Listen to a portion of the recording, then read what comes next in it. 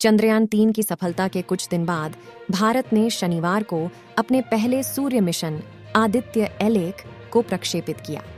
प्रक्षेपण भारतीय अंतरिक्ष अनुसंधान संगठन इसरो के रॉकेट PSLV से किया गया। सूर्य के अध्ययन के लिए आदित्य L1N को धरती से 15 लाख किलोमीटर दूर लैग्रेंजियन 1 बिंदु तक पहुंचने में 125 दिन लगेंगे। भारत को जलवायु परिवर्तन से जुड़ी योजनाओं में मदद करेगा आदित्य L1। इसरो के पूर्व अध्यक्ष जी माधवन नायर ने शनिवार को कहा कि भारत के पहले सौर मिशन आदित्य L1 के सफल प्रक्षेपण के साथ देश कुछ पूर्वानुमान मॉडल विकसित कर सकता है और जलवायु परिवर्तन से निपटने के लिए एक लचीलापन योजना तैयार कर सकता है। उन्होंने कहा कि विभिन्न घटनाओं को समझने के लिए सौर सतह का अध्ययन करना बहुत महत्वपूर्ण है, जो हमारी स्थानीय मौसम स्थितियों को तुरंत प्रभावित करते हैं। जलवायु परिवर्तन के अध्ययन में सौर विकिरण की दीर्घकालिक परिवर्तनशीलता भी एक बहुत महत्वपूर्ण कारक है। इसलिए इन सभी क्षेत्रों में इस अद्वितीय मिशन के माध्यम से मौलिक ज्ञान प्राप्त किया जाएगा। यह भारत के लिए एक सुखद क्षण। जितेंद्र सिंह, आदित्य L1 मिशन के सफल प्रक्षेपण पर केंद्रीय विज्ञान और प्रौद्योगिकी राज्य मंत्री जितेंद्र सिंह ने कहा कि यह भारत के लिए एक सुखद क्षण है। भारतीय वैज्ञानिक वर्षों से काम कर रहे थे, दिन रात मेहनत कर रहे थे। आदित्य L1 का सफल प्रक्षेपण संपूर्ण विज्ञान और संपूर्ण राष्ट्र दृष्टिकोण का भी प्रमाण है, जिसे हमने अपनी कार्य संस्कृति में अपनाने की कोशिश की है। सोमनाथ ने पूरी टीम को दी बधाई। आदित्य L1 के सफल प्रक्षेपण पर इसरो के अध्यक्ष S. सोमनाथ ने कहा कि आदित्य L1 अंतरिक्ष यान को इच्छित कक्षा में स्थापित किया गया है। मैं आदित्य L1 को सही कक्षा में स्थापित करने के लिए PSLV को बधाई देना चाहता हूँ। यह एक सपने के सच होने जैसा।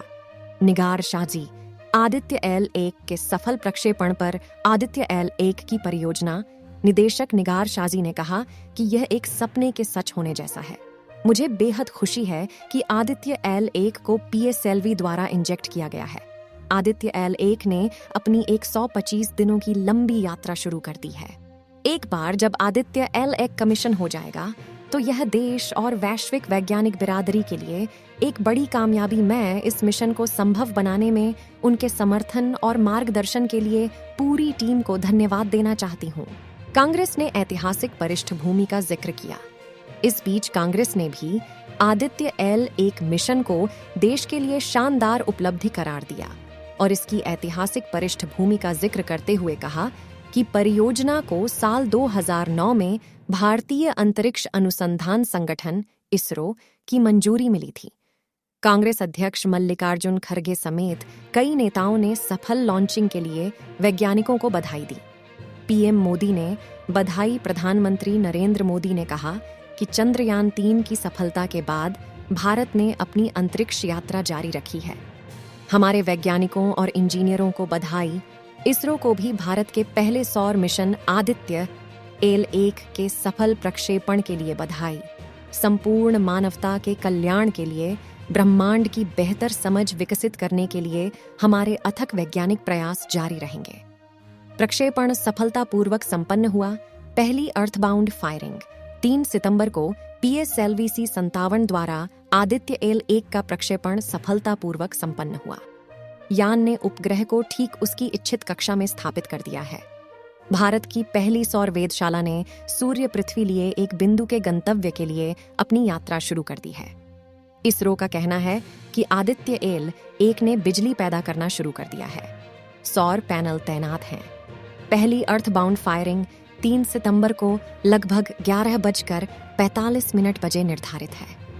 इस दौरान मिशन अगली कक्षा में प्रवेश करेगा। आदित्य L1 की सफल launching. Aditya L1 PSLV rocket से सफलतापूर्वक अलग हो गया। आदित्य L1 को सफलतापूर्वक कक्षा में स्थापित किया गया। भारत माता की जय के नारे लगे। श्रीहरिकोटा से आदित्य L1 को लेकर इसरो के PSLV रॉकेट के उड़ान भरने के दौरान भीड़ ने भारत माता की जय के नारे लगाए। तीसरा चरण पूरा हो चुका है। इसरो के आदित्य L1 अंतरिक्ष यान को कवर करने वाला पेलोड पृथ्वी के वायुमंडल से बाहर निकलते ही अलग हो गया है। PSLV के पृथक्करण का तीसरा चरण पूरा हो चुका है। देश के पहले सूर्य मिशन आदित्य L1 को प्रक्षेपित किया गया। भारतीय अंतरिक्ष अनुसंधान संगठन इसरो ने देश के पहले सूर्य मिशन आदित्य L1 को प्रक्षेपित कर दिया है। प्रक्षेपण PSLV रॉकेट से किया गया। ISRO के सूर्य मिशन आदित्य L1 के प्रक्षेपण को देखने के लिए सतीश धवन अंतरिक्ष केंद्र SDSC शार श्रीहरिकोटा में बड़ी संख्या में लोग मौजूद हैं।